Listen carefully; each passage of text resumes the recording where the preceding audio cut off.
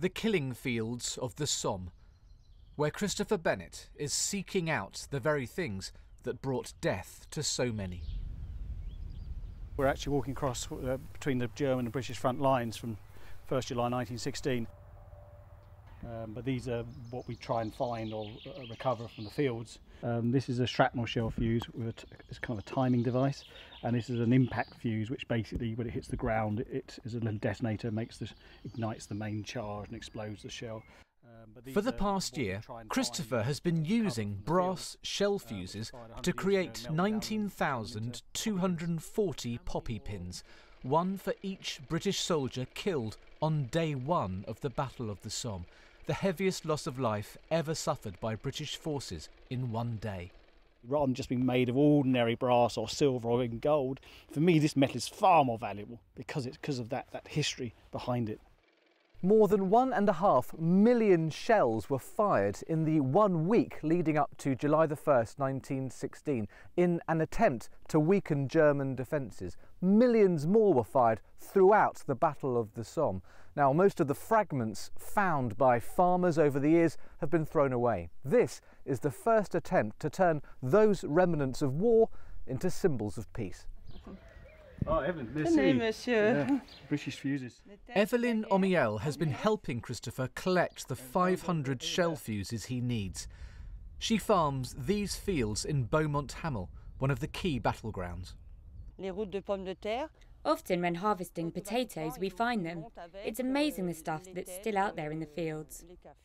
I'm quite proud of the fact that we're harvesting these, literally, and then melting them down to make the pins, which are raising funds for the Royal British Legion.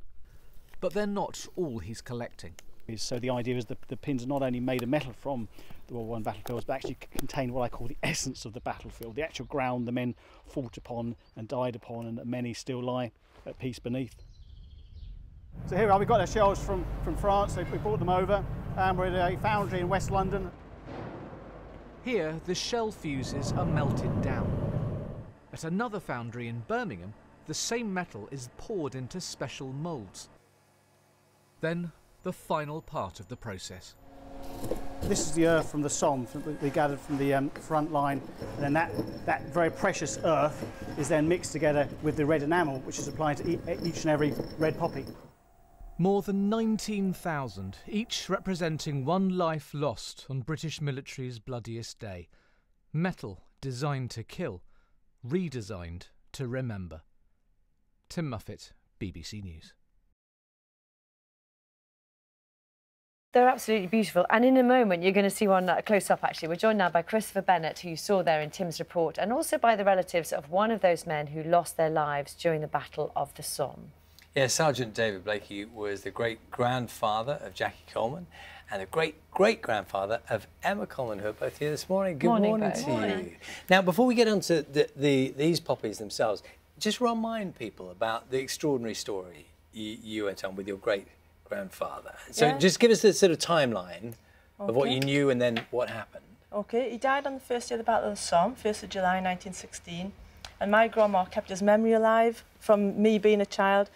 We've kept his memory alive, my dad and my mum kept his memory alive through the children, through my daughter and my nephews.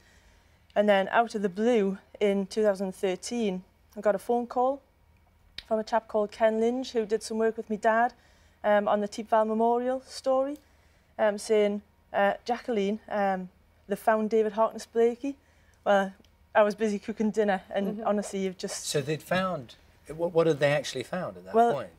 A chap called Don Mitchell, who was the custodian of the Ulster Tower, just outside Connaught Cemetery, was watching as they widened the road, thinking there would be something found. And what he actually found was his dog tag. I'm not sure if you can... Shall I just hold that up there? If I do that for you on there.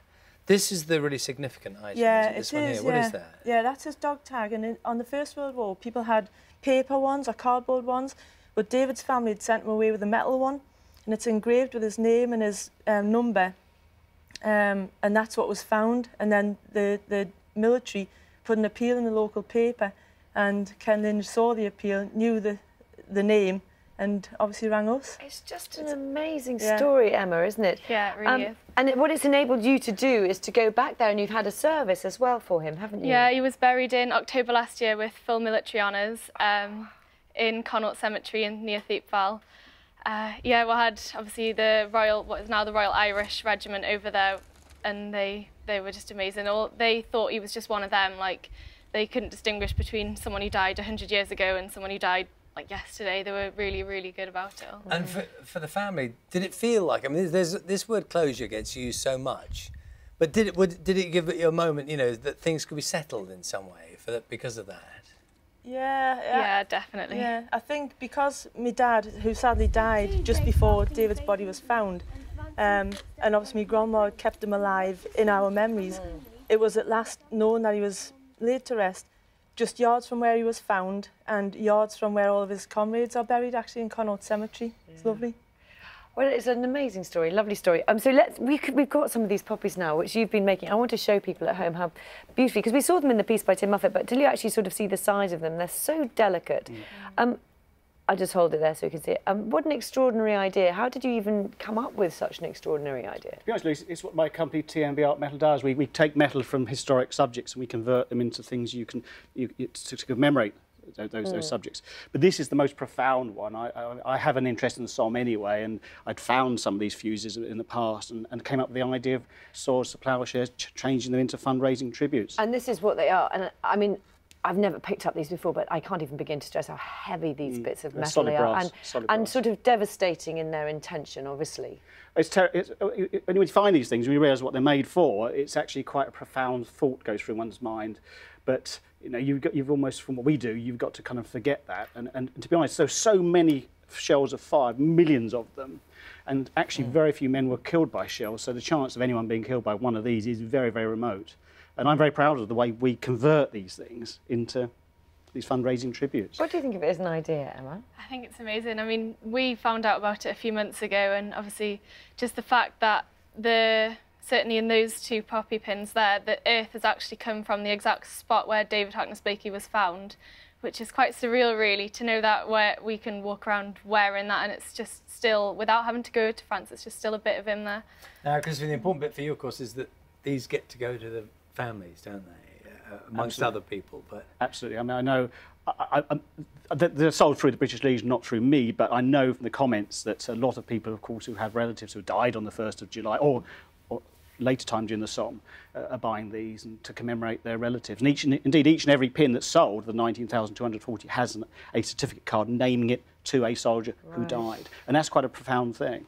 And I know these have got a special place to go to. Where are they going? Well, these are going to, these are very nice ladies over here, Jack and Emma. So a month ago when I was out in the Somme, I actually went to where Sergeant Blakey was found as precisely as I could, and we got some earth from there, and we mixed that earth, ground it down and mixed it with the red enamel. So these pins, these very special pins, actually incorporate earth from where Sergeant Blakey was discovered. It's hard, I can't imagine how that feels. Does it? Well, at the risk of starting to cry, it's just unbelievable. Thank you, Chris. It's a pleasure. It's an absolute pleasure. A lovely idea, and we'll treasure them. What thoughts go through your head when you're looking at that? I'm touching it and just touching the red enamel, and that's part of where he was found and where he died tragically, and the family that was left behind, who never ever got over the fact that he didn't. The dad, 3 kids, the dad didn't come back from the war, and we know where he is now. And what about you, Emma? I mean, you can tell your mum's emotion there. It gets everyone in different ways, I suppose. For you, is it a connection to the past? What is it for you? I think it's just, I don't know, I've always known, since I was tiny, I've always known about David Harkness Blakey, and to finally see last year at the funeral his coffin be carried out, and just as he was laid into the ground, the sun came out and lit up the grave, and it was all just, it was so surreal, and just to finally have that closure, and it's just a bit of a relief, really. Oh, gosh. I think we're going to have to go to the news where everybody else is, because you're making me cry as well. Thank you so much. Yeah, thank you for sharing the moment with us. Thank you so much. Thank you. It's a beautiful thing. Give her a hug. Thank you. Yeah, the time now for the news headlines wherever you are this morning. See you in a couple of minutes.